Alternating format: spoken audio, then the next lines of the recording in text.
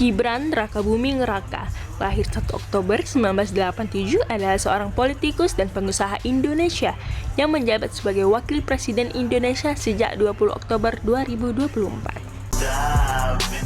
Beliau dilantik pada tahun 2024 saat ia berusia 37 tahun dan menjadikannya wakil presiden termuda dalam sejarah Indonesia.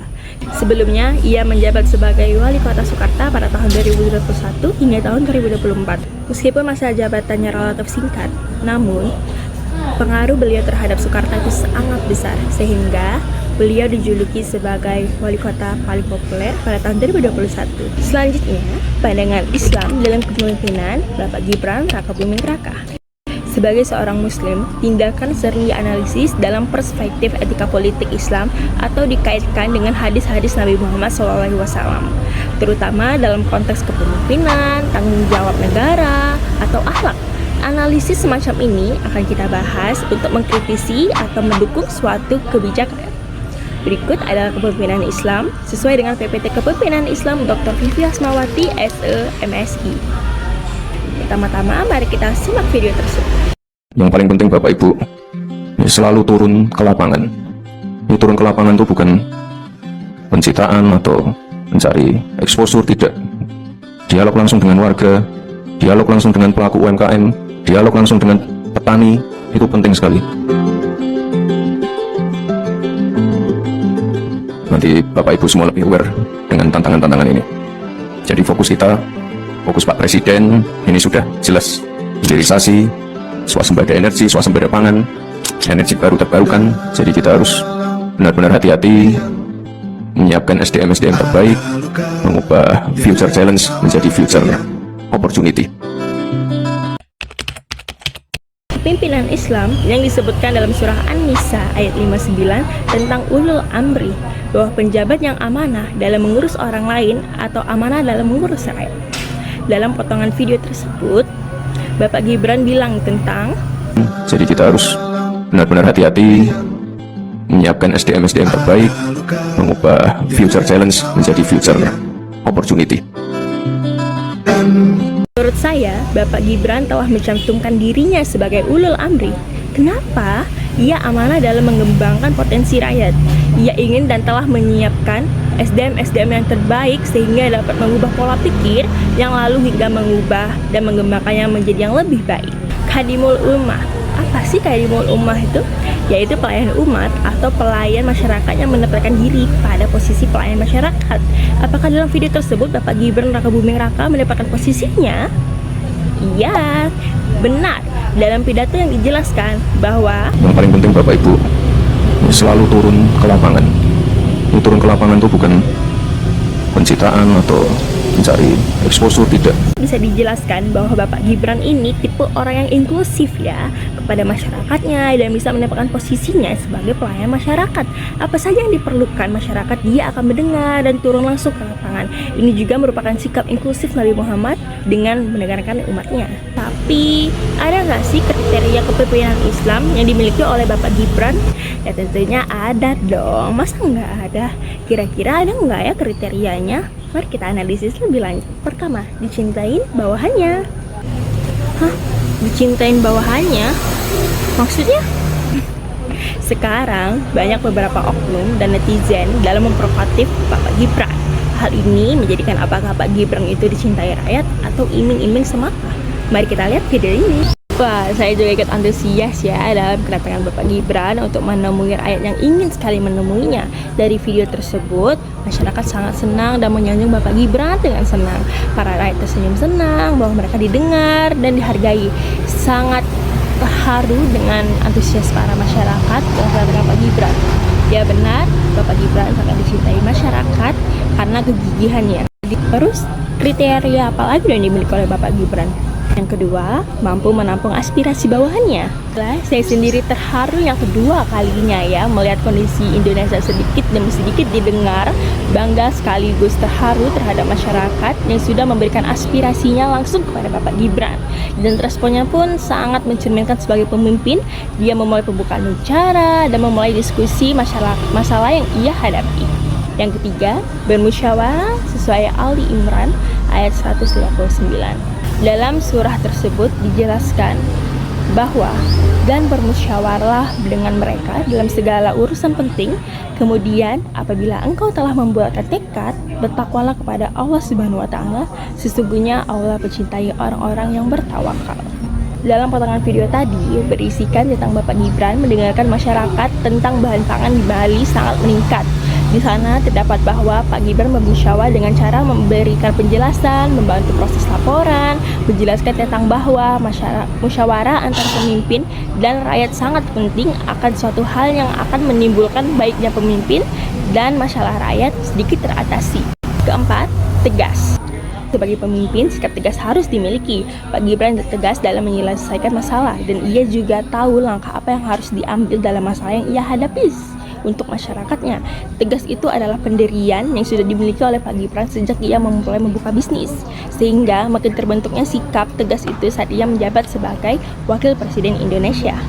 5. Bekerja keras atau team building. Tentunya ada dong bekerja sama Pak Gibran ini ke dalam tim atau dalam masyarakat sejak ia memulai bisnisnya. Ia memulai bisnis sejak ia menjadi wali kota. Itu ada, ia sudah menjalin kerjasama dengan masyarakat. Bahkan ia sangat mampu sehingga dapat julukan wali kota paling populer pada tahun 2021. Dan sekarang ia sedang bekerja sama dengan Bapak Prabowo Subianto, presiden kita, untuk membangun Indonesia berkembang lebih maju dan dilihat oleh dunia. Dan yang terakhir, kemampuan beradaptasi. Jangan diragukan tentang adaptasi Bapak Gibran. Sekarang banyak video Bapak Gibran yang sedang membagikan MBG. Kalian tahu kan program itu yang dibuat oleh presiden kita? Nah, di situ siswa dan siswi ikut beradaptasi dan senang akan kedatangan Bapak Gibran. Dengan cara apa sih Pak Gibran kerap beradaptasi dengan rakyat? Seringkali anak Gen Z bilang dan memvideokan dan memposting di platform yang mendeskripsikan tentang kelucuan Bapak Gibran. Tapi apa Bapak Gibran marah? Tentunya tidak dong. Ia tegas dalam hal itu dan membawa video itu sebagai kelucuan saja, tidak dibawa keseriusan mendalam. Untuk memperbaiki suatu perusahaan, seorang pemimpin tidak harus selalu menekankan pada target, tapi pada proses pencapaian target itu. Seperti apa? Pertama, perbaikan internal. Yang kedua, pengembangan diri dan hati. Yang ketiga, keterampilan karyawan. Seperti video yang di awal tadi, yang berarti Pak Gibran mempunyai kejelasan tentang SDM di Indonesia yang sedikit menurun, tapi ia sadar dan ia akan memfasilitasi dengan tim yang lain untuk membuat SDM terbaik di Indonesia dan terus berkembang. Ia juga berkembang diri dan hati bahwa masyarakat itu tidak diperdayakan, namun dihargai dan didengar. Terus, apalagi dong yang berhubungan sama kepemimpinan Islam dari Pak Gibran? Akan memasuki syarat kepemimpinan menurut Syekh Muhammad Al-Mubarak, yaitu pertama, memiliki akidah yang benar. Ya, setiap muslim itu harus memiliki akidah terhadap bawahannya. Agar apa? Agar dapat dicintai dan dipercaya serta dapat dibuktikan dalam kriteria kepemimpinan ini bahwa terbukti masyarakat untuk Pak Gibran dalam kunjungan masyarakat tadi. Dia menghormati yang lebih tua, ia mengayomi pedagang, dan ia menghargai semua kalangan. Dan yang kedua, memiliki ilmu pengetahuan dan wawasan yang luas. Itu sama aja kayak pendidikan nggak sih? Nah, sekarang kan banyak banget itu netizen yang memprovokasi. Apakah ada? Jauh dari semua hujatan para netizen untuknya, mari kita bicara tentang pendidikan beliau. Beliau lulusan Sekolah Dasar Negeri 16 Mangkumen Kidul dan Sekolah Pertama Negeri 1 Sukarta dan Oxford Secondary School Singapura. Setelah pendidikannya SD, SMP, dan SMA, ia melanjutkan pendidikannya di Singapura dan ia mengambil Management Development Institute of Singapura dan lulus pada tahun 2007. Kemudian beliau kembali melanjutkan studinya di program Research di University of Technology Sydney, Australia pada tahun 2010. Usai menyelesaikan pendidikannya, beliau kembali ke Indonesia dan membuka sederet bisnis berbagai bidang. Salah satunya yaitu Markobar, yaitu dia menjual kuliner seperti martabak dan aneka martabak. 3. Memiliki akhlak yang mulia. Sangat tidak diragukan lagi dalam berakhlak mulia untuk setiap muslim. Akhlak dan adalah pelajaran pertama untuk manusia. Tidak luput dari kesalahan dan kebaikan Bapak Gibran, beliau tetap manusia dan seorang muslim yang memiliki akhlak yang mulia. Banyak kesalahan yang beliau ambil dan ia terus belajar dari kesalahannya jika memang akhlak adalah utama untuk mengedepankan sesuatu. Dan yang terakhir atau yang keempat, kecakapan manajerial. Sama seperti mengayomi masyarakat, beliau sangat mendengarkan aspirasi, permusyawarahan, dan memberikan solusi bagi bawahannya. Tidak pernah lupa bahwa dirinya akan mengayomi sehingga masyarakat merasa aman dan nyaman dalam terbuka tentang kemajuan dan penurunan suatu daerah. Sekarang kita masuk ke apa sih motivasi Bapak Gibran untuk masyarakatnya. Pertama, Bapak Gibran harus memiliki etos kerja. Kerja itu untuk pengembangan masyarakat, untuk memotivasi masyarakat. Kembali video yang paling awal, ia mau menciptakan SDM yang terbaik, mengubah future challenge, dan yang dimana ia ingin negara dan masyarakat terus berkembang, dan itulah etos kerja. Kedua, unsur pengetahuan dan keterampilan kerja yang dimiliki oleh Bapak Gibran.